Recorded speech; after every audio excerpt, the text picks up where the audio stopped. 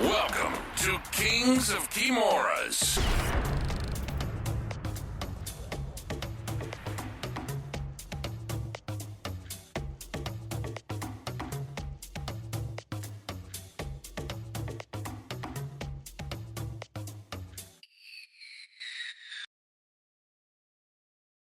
All right. Okay, guys, welcome to another episode of Kings of Kimura. I don't have Dom here today, but I've got Mike with me. Mike is one of our students. He's trained with us. How long have you been here? Like over a year, right? Yeah, since let's see, it's 2 years in August. Okay. So yeah, time 2 years. flies, man. I know it. And you had like a little bit of background of training before. Yeah. You had like done some striking classes and stuff. Yeah. So I started in say 20, maybe it was 2019. So I was 51, I remember, and it's just right before COVID. So I took, I was doing some striking kind of at one of these like boxing gyms, and then I met a trainer there, Charles Bird, and then I went sort of privates with him, and then he was the one that kind of got me into like, you should consider rolling and jiu-jitsu and so on. And then so I stayed doing that. I wasn't really like ready, I didn't think, or thought I was ready to kind of get into more formal training. But I just felt like I wasn't, there's the variety that you get when you're in a classroom setting, especially when you're, all shapes and sizes, all levels, all that stuff. So that's when I started with you, Corvo, and it's been great. I never thought I'd be one of these people that said, you kind of get like addicted to it. And I wouldn't say I'm addicted to it, but I know I miss it. Yeah. When I don't do it. Yeah. People try to explain that to me, like, like you start doing this and you want to do it all the time. I'm like, yeah, I'm a guy that had a regular job. Yeah. I had like a regular life. And then one day I just decided like, this is what I want to do. Yeah. And for me, when I was a blue belt, actually when I was a white belt, I was like, man, I got to figure out how to do this. You're telling me these guys are traveling the country and they're teaching seminars and, like this is what they do for a living. Yeah. I couldn't believe that people actually made money in it, because I've seen karate gyms and they have like a handful of students, mainly kids, but jiu-jitsu is a little bit different. Yeah. Yeah. And I mean, it was painful, like right at the beginning. I mean, painful. It's still painful now because I get rolled up pretty good. But at the beginning, certainly, it was like, am I ever gonna? There were definitely moments where I was like, maybe this isn't for me. You know. So no, I've had those moments too. I started in a gym where they had really two separate coaches that had different mindsets on how to train people. And one of them was, if you wanted to roll at all, you had to show up early for class. Because during class, all he taught was technique. It would be like an hour and a half of just technique. There were no sparring, no situational training, nothing. And that's kind of hard to do, to show up early, get warmed up, roll, and then stick around for an hour and a half of learning. Yeah.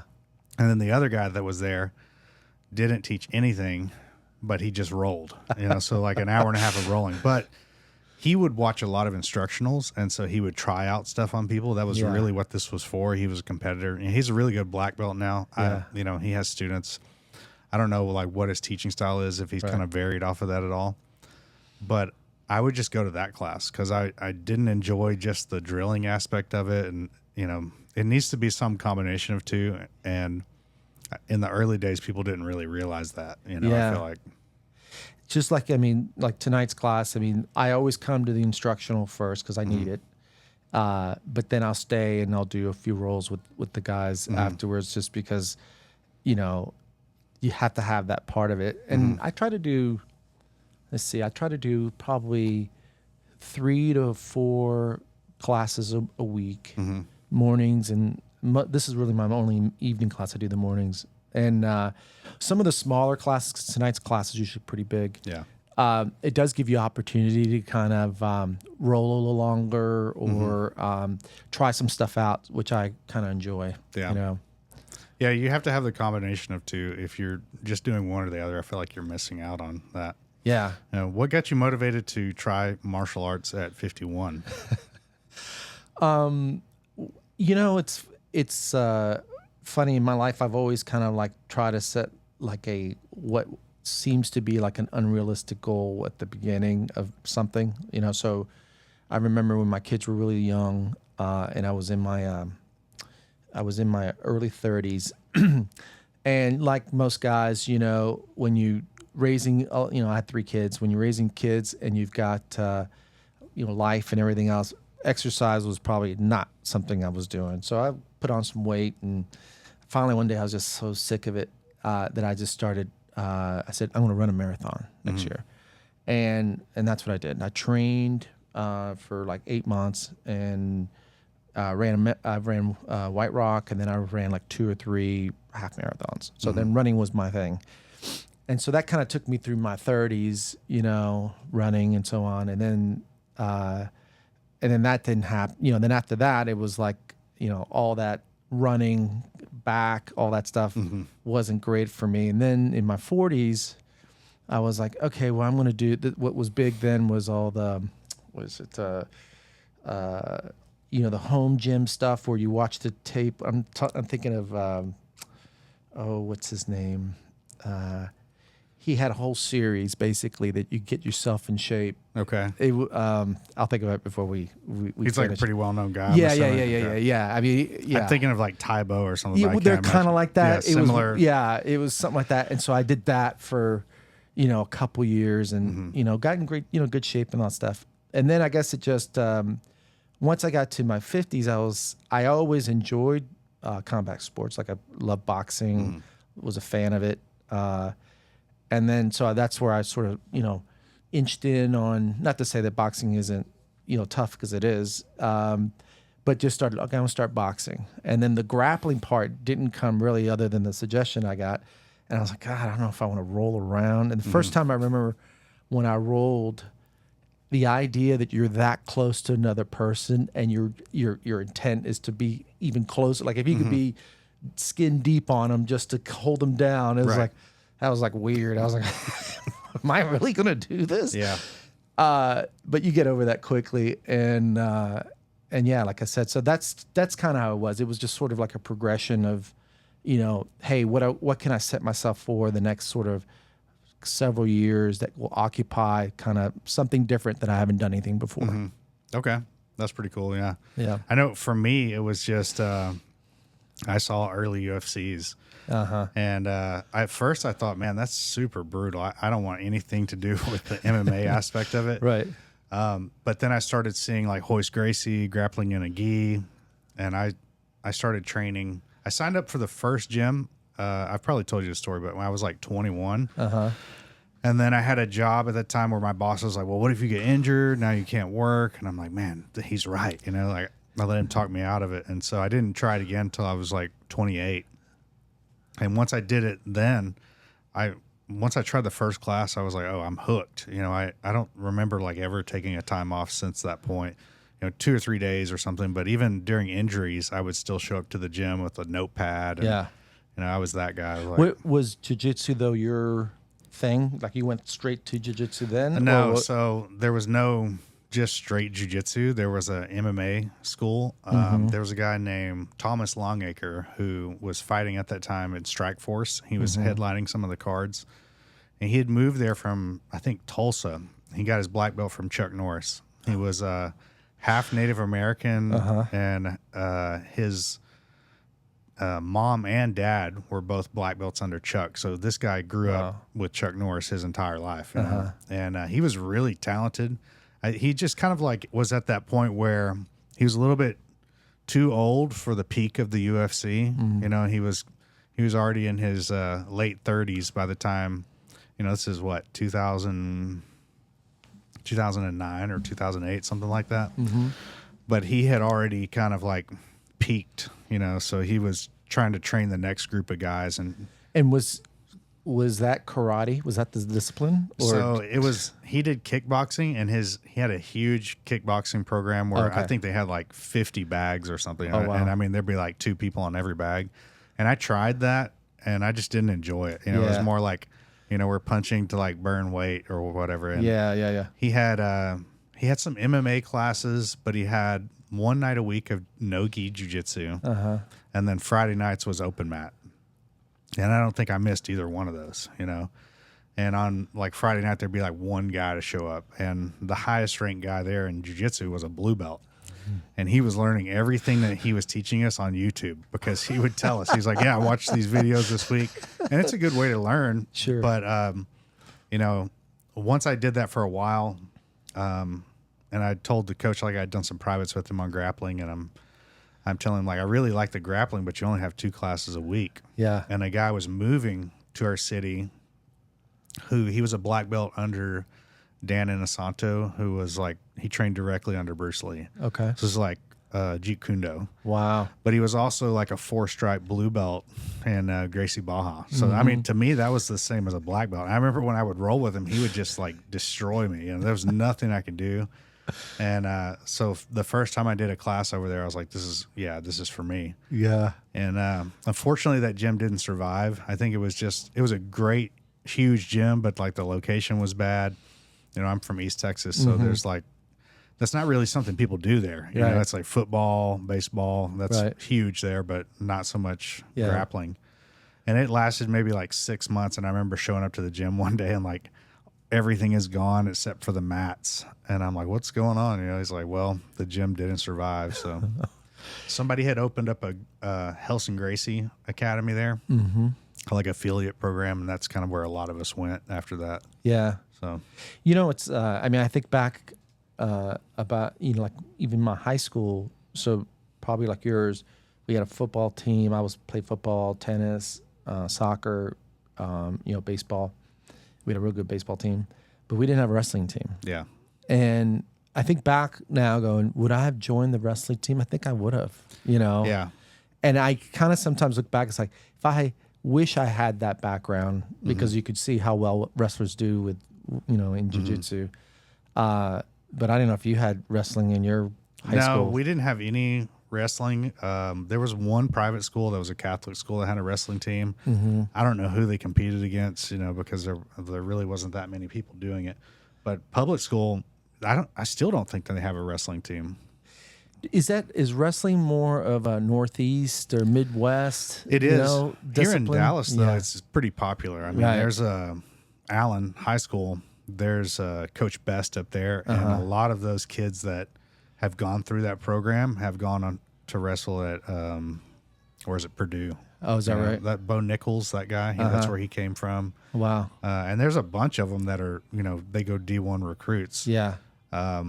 I don't know why it's so popular here. Maybe it's because it's the city or whatever, you know. I mean, I was thinking like more when you and I were growing up, like probably Texas wasn't a big wrestling haven in schools or whatever. And I the think programs. it still probably isn't in, you know, outside of like Houston, Austin, Dallas. Right.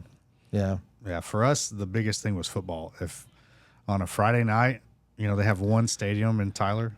And on a Friday night, like everybody in town is there to watch it. I even think, you know, sometimes you daydream, like if I was back playing football and I played on the defensive side, the skills you learn in jiu-jitsu would have applied so great in just the way you can, you know, underhook, you know, get an underhook on someone, or, you know, push them off of you in a certain way, or, you know, all that stuff. I mean, it's We've had some guys that were NFL players. I don't know what their positions were, but they are just not fun to train with, man. I mean, one, they're like extremely explosive in everything that they do, right? I mean, that's those fast switch muscles. Yeah. But the hand fighting is not the same, because they're hand fighting to not allow you to touch them at all.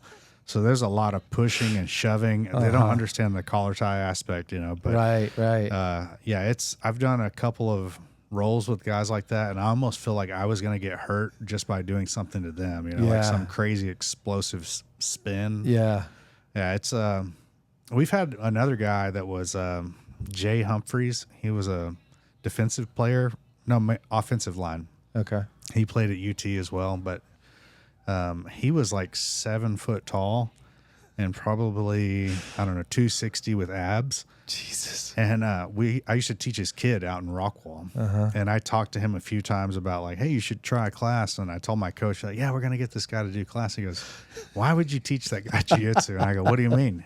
He goes, he's just going to be crushing everybody, man. Like, you're not going to be able to do anything in there.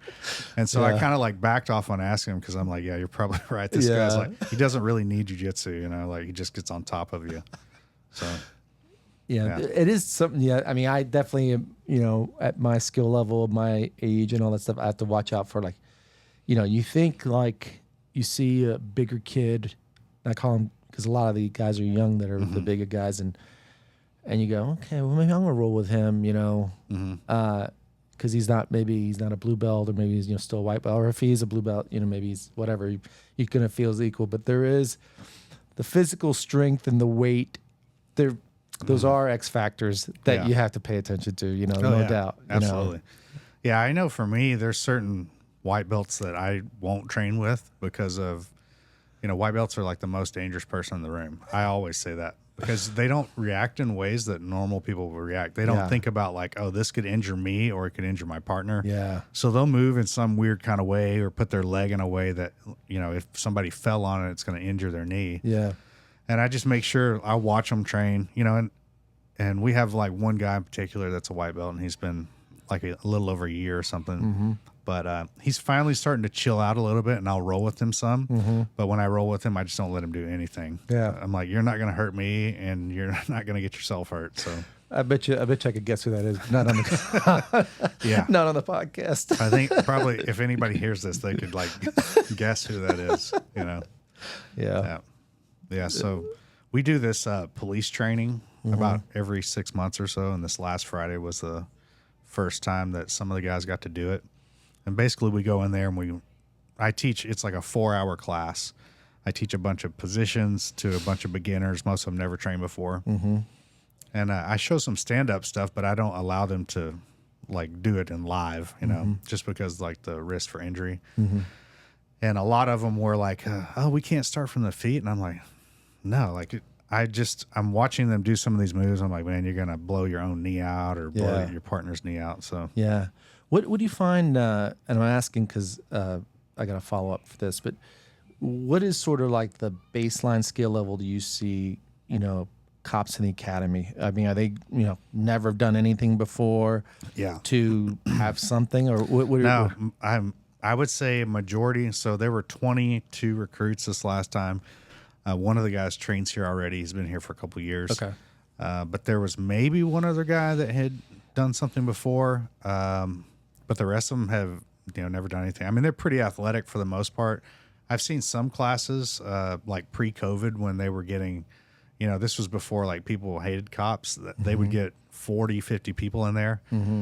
And some of them had never even been in a fist fight before, which I guess there's like a good amount of people that haven't, you know. Right. It's probably strange for me to assume like people have, but I mean, growing up as a boy, like you probably got in some kind of a scuffle at some point. But they had a lady one time that was maybe 90 pounds. And we, you know, at the end of this, we do a situational training where they're in a negative position and they have to, you know, basically simulate a live roll without submissions. But we can do everything from covering their face, slapping their head, punching them in the body. You know, all of these things are allowed. And we have to treat everybody the same. So, you know, I think it was a eye-opening experience for this lady, because we put Brad, who's like the biggest person, you know, 6'4", 250, to roll with her. Right. And of course, he's not using all his effort, but you know, like even in minimal effort, like what do you do against this guy, lady? Like, I mean, and I think that's something people don't think about when they like go to become a cop. Like, hey, I may have to like deal with a person that's angry and they're gigantic. Yeah. So my nephew, he's in the Marine Corps, and he was I was visiting his parents, my sister and my brother-in-law, a couple weekends ago, and they were telling me how he's doing like really well. They're in their training. Well, he's passed, so he's an active guy. But I guess they have they roll and they do stuff all the time, and they'll do this, you know, where they get in the ring and everybody's, you know, one guy and they're moving people in and out and stuff. So apparently he's doing real well. And I was asking, are they trained in jiu-jitsu? And I guess it's some other Marine, I don't know if you know. It's like their combative program. Whatever else. So I was teasing, and you know, he's a big, strong guy. He's, you know, 6'2", 2:15 probably, you know. So I texted him. I said, Thomas, when you're ready to go, I'm ready to go. And he's like, really, Uncle Mike? Really? You want to roll with me? So, but I'm half curious, honestly. You know. Yeah, it's a little bit different because they draw from a lot of different martial arts. Yeah. One of our guys that trains here was a combatives instructor in the Marine Corps, and he definitely knows a lot of stuff, but it's more of, I don't know how much of it you can actually drill with someone, because it's like you're holding them down and like you're, you know, pushing some pressure point or something. Right. Which I think the Marines have kind of always had that mindset of like pressure point. And yeah, it works for sure. But I feel like somebody that's knows what they're doing and you hit a pressure point on them, they're going to move in a way that like allows them to reattack you or whatever it is. You know? Yeah. Like it's the same if somebody's like trying to grab your throat with a straight arm, you're probably just going to arm bar them, right? Yeah. So, I think that they're definitely doing better than they used to. And probably the reason they don't want to go with like any one program is because they have the ability to draw from, you know, several different disciplines. I think it was, I was reading a book one time. It was Rickson's Gracie's book. It was called Breathe. Yeah, which is terrific. And in the beginning of the book, he's talking about, I guess he's friends with Jocko, you know, the Navy SEAL guy. And Jocko was telling him a story about when they, I guess, in his training, the instructor actually was, I think, maybe a blue belt or whatever else, and he was an older guy, small guy, and they were running, he goes, big guys against him. And that's when Jocko had this realization, I've got to learn that, because if that guy can take out all of us, you know, and then he was talking about, you know, once he got friendly with Rickson. How do you say Hickson? Yeah, I don't know why he says Hickson. That's all right. Yeah, I was going to let it go. Yeah, no. Thank you for correcting me, because half the people watch him. Yeah, Hickson would when he started rolling with him, he just could not believe. You know, did you read that book? Yeah, I did. Yeah, that was a really good one. Yeah. You know what the craziest thing to me about Hickson is he was elite level. You know, I go back and I watch some of his Pride fights sometimes just to like see how much he was so much past where everybody else is at, and then he just quit. You know, but it was because his son died. That's right. He like had this awakening experience where it's kind of like, you know, time is finite. Yeah. Right? So that's right. Yeah, I remember that. Yeah. There was some cool stories in that book. I think one of them that sticks out to me, and I felt this like the claustrophobia that will sometimes take over you, especially when you're starting out with, you know, heavy pressure and someone on you, and you're like, you get in that point where your anxiety goes way up. So I guess he was talking about what was the matches they do? It was where they fight. The fights were like any discipline, and it was all out. There wasn't any Vale Tudo. Vale Tudo. Yeah, Vale Tudo. Yeah. So I guess he had one of the ones that he did, and maybe he lost or something. I can't remember the story, but he then went back for his training. He had them roll him up in a carpet. You know, I don't know if you remember that. In the heat of Brazil, and he would just sit there for hours, rolled up in the carpet, in this real tight carpet, just to get his breathing and just the way and just get used to it. So when he felt that kind of pressure going forward, he wouldn't tap, or he wouldn't, give up, or whatever the case is. Yeah. That was actually a punishment that the Gracies used to do to the kids. Is that right? So I trained with Helson for a long time, and he's told me stories about, so this one stands out in particular. He had been skipping school, and he figured out like every day, he has to bring this like report to his dad to show he was at school. Yeah. So he saves up his allowance and buys like the same rubber stamp the teacher is using to stamp his attendance. And he starts doing it himself. And like 3 months go by, and finally they're able to get in contact with his dad. Yeah. Like, hey, is Hickson okay? He hasn't, what is it? Helson. Is Helson okay? We haven't seen him in 3 months. And he's like, no, he said he's been going. Like, I get his report. So they come to find out like what was happening. So that night of the training, they don't say anything to him after they're done training. They roll him up in the carpet, which was like the mats, they were like bamboo. So they roll him up, tie it up, and just his head is sticking out. They leave him there all night long. And he said the next day when they unrolled him, he didn't care who it was. He was fighting any of them. And so this went on for like a week or so. Every day they'd like roll him up in the carpet, and that way they knew when they went there in the morning, they would take him to school. Yeah.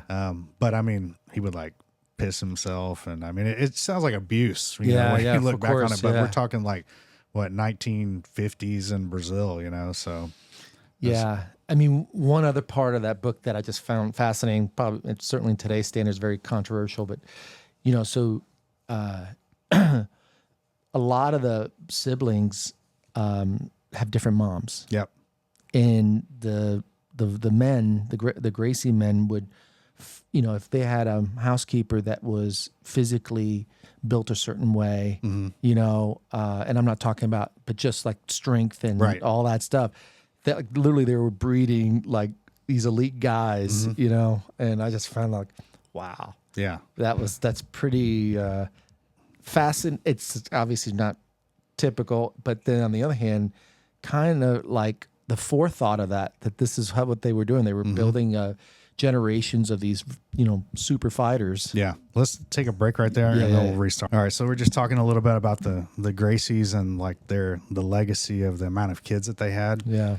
The Elio Gracie, who's the youngest brother, he's kind of like, they kind of credit him with, founding jiu-jitsu, modern jiu-jitsu. Right. I think it was both him and Carlos, but it's the two families fighting. He actually couldn't have any kids with his wife. So Carlos, his brother, has this kid, and I can't remember, Holes Gracie was his name. That's right. I remember. So Holes is apparently like the best of all of them. Yeah. Right. I've heard stories about like him beating Hickson, like nobody could touch him. He was the oldest too, so it kind of makes sense in that aspect. He was just uncontrollable and like died from a paragliding accident. Yeah.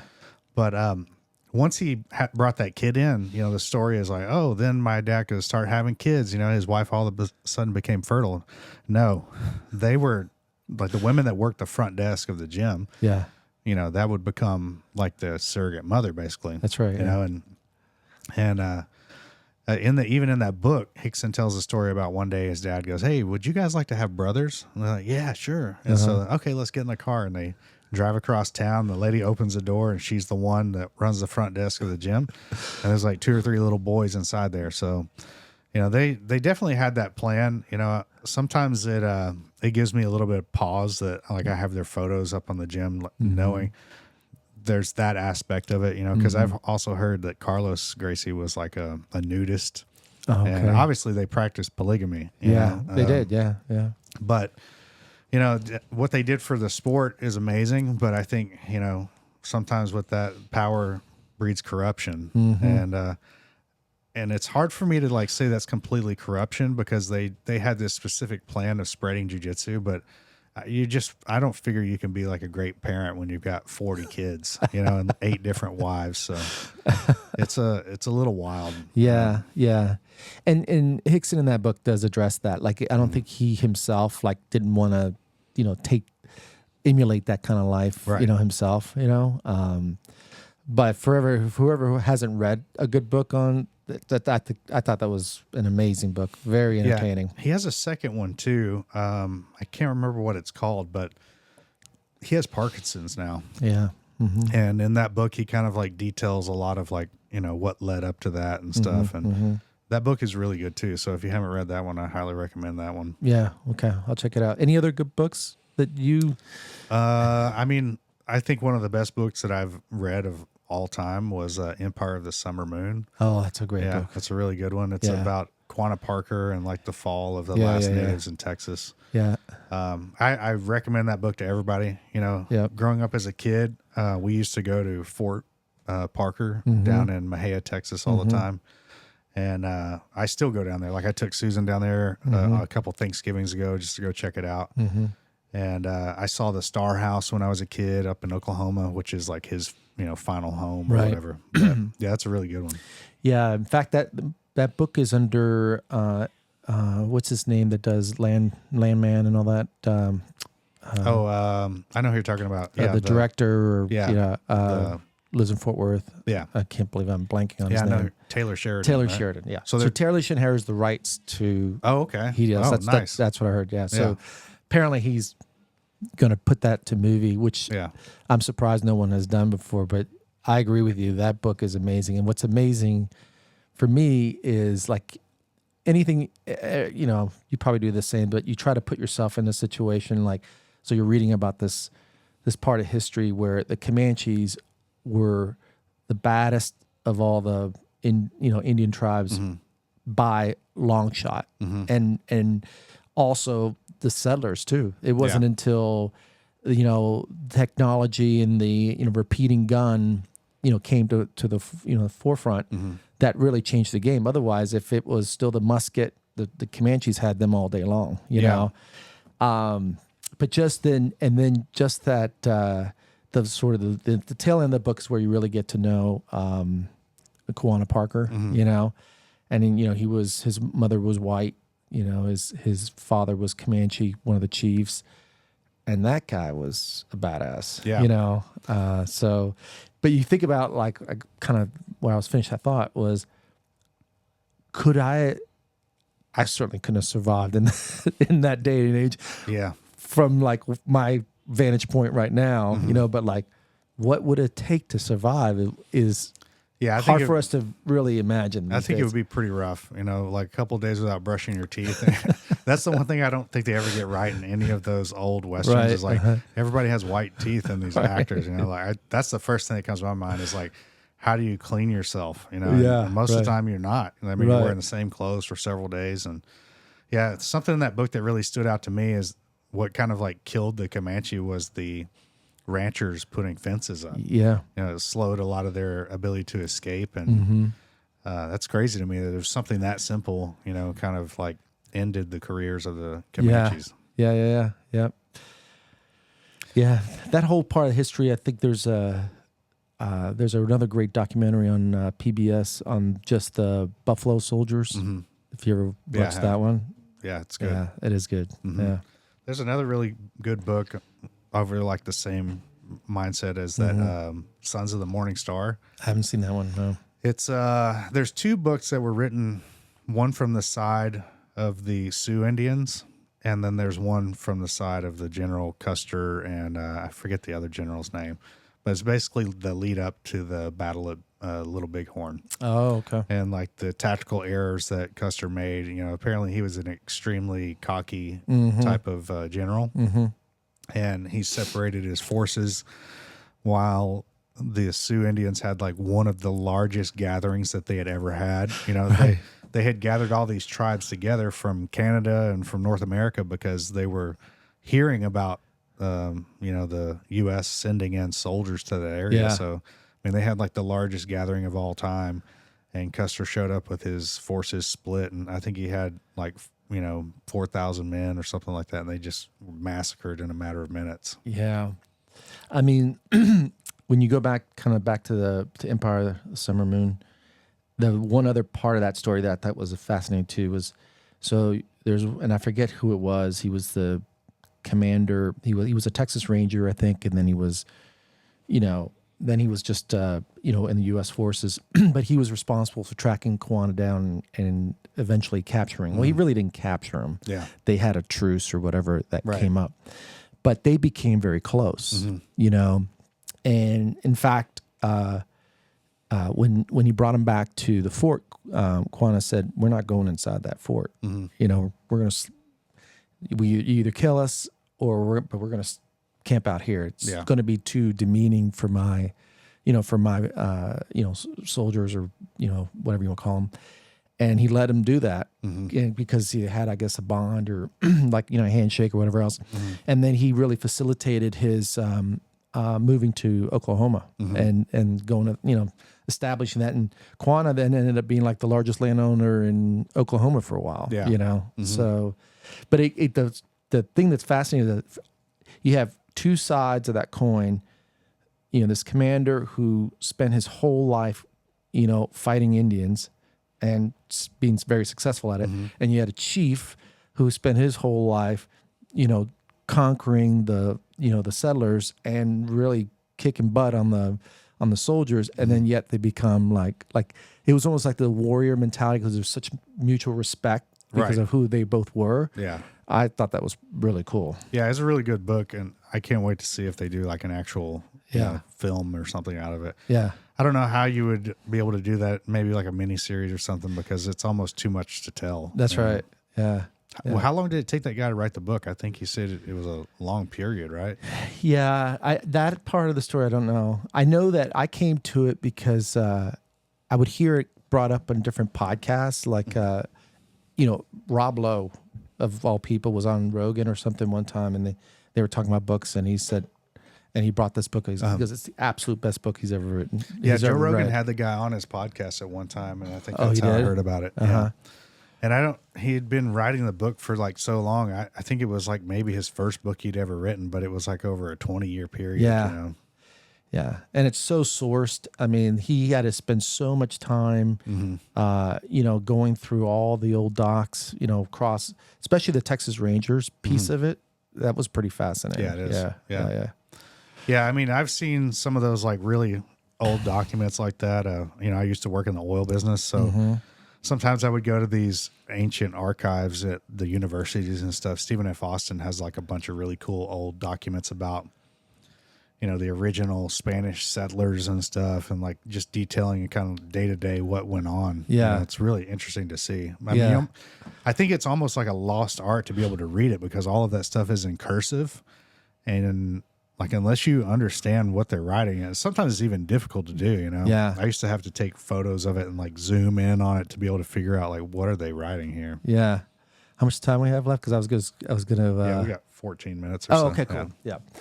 I didn't know if I want to get into this topic when you cut me off here, but I was having this thought just today with AI, and I was thinking I'm going to start buying hard books, like hardback books. But I mean, I have some, but I'm talking about like classics and honestly historical books, even encyclopedias. Yeah. There's going to be a day when those books are not going to be around anymore. Oh, yeah, for sure. It's all going to be digitized. It already is. Yeah. But if you don't have the hard data, whatever is out there is what, AI dictates is the history. Like history could literally be rewritten, and, my kids or kids and their kids may not know half the stuff because it's may just disappear. Yeah. I mean, I think that's happened a few times. I had a conversation with a friend before where he was like, well, if you think the world is really as old as what people say it is, wouldn't there be some historical, paperwork on that or something? I'm like, well, what if it was all digital? Right. You don't think that we've gotten to that point in our evolution where, everything was like digitally uploaded like it is now? And then something happened that wiped out all that data, so the only thing left was like stone tablets. I mean, I think that's a highly likely possibility for anywhere. Yeah. I'm on board with that. They say the Earth shifts its axis every 20,000 years or something like that. So, I mean, there's too much new discovery. That wow, we didn't know that this. These people in Turkey actually had, these kind of tools or anything like that. There's always like something that resets our understanding of history. It just seems like, and some of that I think is on purpose, and then some of it is just that we're not digging deep enough. The way they can have these radar penetrating or ground penetrating radar now. I mean, they're looking at the pyramids and they're actually seeing much larger structures underneath. And what we're seeing is really just the kind of top of it. Right. Yeah. I mean, I've seen old photos of when they first found the Sphinx in like the late 1800s. And the only thing you see is just the head of it, Right. So, I mean, definitely there's, especially in that area where sand has like moved and covered things up. I mean, you look at like jungles of, South America or Asia. I mean, there's temples that they find over there all the time. Yeah. Yeah. Yeah. I mean, we're, I think most people today are questioning a lot of stuff, news or or how we consume. Most, I know me, you and I've talked before. I mean, I don't watch the news. No. I don't look at MSNBC or CNN or Fox or any of them. I just think it's just getting larger and larger. I think the percentage of people are kind of moving away from that sort of traditional channel for what they're getting the news. Well, I think that's why you see so many crackdowns now on like social media about what they're going to allow on there. And, I saw China today with their TikTok. They're not allowing anyone to post or comment on there unless you have a college degree. Yeah. So it's like certain topics they're not going to allow you to talk about at all unless you have a degree. Yeah. That's crazy. Yeah. The positive, encouraging news I've read recently, and I even see it with my own kids because they've kind of mentioned this independent of me trying to push it on them, but they're taking timeouts like from social media. And in fact, what's kind of becoming cool, there was an article recently, I don't know exactly where I grabbed it, but like old tech is becoming like hot. So in other words, kids are like walking around with flip phones instead of like the your smartphone, and yeah, just kind of, and then the music, people are sort of retro music, listening to old music, old for them, still very relevant for us, and there's sort of like a nostalgia that's happening. Like, God, it would have been great to be in high school when you were in high school, when there wasn't the social media, the pressure, the this or that, it was just you show up and you talk who you talk to and you call your friends and you have to talk to their parents before you get to your friends. You remember? So and if you say something stupid, it's not recorded by like 10 cameras. Right. Yeah. I mean, I guess there's something is to that. I was thinking the other day about how many of the students that we have that have just grown up with smart tech and internet. Yeah. For me, I think I was like, I don't know, 12 or 13 before I ever got online. I'm sure for you it was a little bit older than that, right? But like, I remember that dial AOL.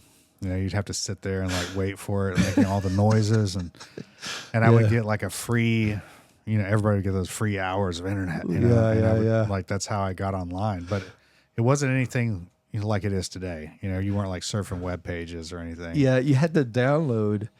You got a disk from AOL, and then you download that into your computer, your gateway computer or whatever it was. Where gateway was, you could buy. That was like the cheapest sort of mass-produced computer you can buy. I didn't have a cell phone till I was 24, and it was a bag phone. It was I was working at a TV station, and they bought us these bag phones where, for the sales guys, because I sell advertising, they give us this bag like this. You carry it around. It had like an old phone on it. So we thought that was cool. So you plug it into your lighter, and then you can make your phone calls. You'd have and I used to pull up the light, with this on, trying to be cool, Hey, yeah. Yeah, the big thing for us when I was a teenager was having a pager. Oh, because then you could like actually get in, like, you'd have to go find a pay phone, right? Or like borrow somebody's phone to be able to reach out to somebody. But everybody had their own code of like, oh, so and so is trying to get in touch with me, So that was a big thing for us. I don't remember when I got my first cell phone. I must have been like, in my 20s, but it was like it was a flip phone. Yeah. Maybe I was like 20 or 21 or something. But they were not like what they are now. Yeah. I mean, after the bag phone, we had the big brick, right? So we did. I did have one of those. Like the one on Wall Street. Yeah, right? Yeah. I know we sound like two old dudes reminiscing, but it's kind of funny. I mean, it is funny to kind of think back on about all that. I mean, that cell phone probably had better coverage than what we have now. It's the one piece of technology they haven't fixed. You still have dropped calls. Yeah. So I those satellite phones, kind of still remind me of those like big giant phones. Yeah. Have you got one of those satellite phones? Have you thought about it? I don't know if I want one. I mean, I guess it would be good if something happened, but I use like Faraday bags when I'm at home and I'm not using the phone. I throw my computer and stuff in there. I just always assume that it's like listening to me, which it is. If you're in the other room and you talk about something, you get ads for it. So Yeah, that's the route that I've gone. Yeah, I have a CB, Okay. you know, at my little farm, my cabin. But I'm thinking of getting a hand radio? Ham radio? Hand Yeah. radio license. Yeah. Thinking of taking that. Yeah, that's cool. My wife's, if she ever watches that, she's going to hit me over the head.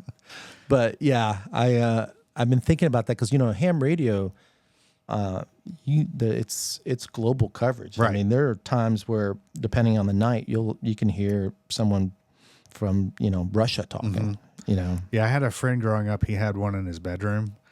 And we would get on there and like mess with truck drivers and stuff. I mean, it was so much fun. They would yell at us like, "Get off here, kid!" But yeah, it was a lot of fun. You know, my dad had a CB in the car growing up. You know, and I've considered getting one of those for my truck just to kind of have. You know, it's just like another little gadget thing. But yeah, it's definitely interesting to look into that. Yeah. I mean, all that old tech, I think, can be still relevant, you know, depending on how you want to, you know, use it. I mean, there's a lot of programming that comes through ham, weather, different things, but you know, I'm sure it's just be fun. That's all. Yeah. Yeah. I mean, it's like people don't listen to the radio that much, right? But it doesn't mean that it's still not useful, right? Right. Yeah. Yeah. Well, I think that's we got like 5 minutes left, so we can wrap it and we get ready for this class. I appreciate you joining us, and you know, make sure you guys like and subscribe on YouTube, Instagram, all the social media platforms. Yeah. All right. Thanks guys. And that's a wrap for today's Kings of Kimuras episode. Thanks for joining us on this epic journey. Remember to keep training, stay curious, and always be ready for the next adventure. Until next time, keep your guards up and your minds open.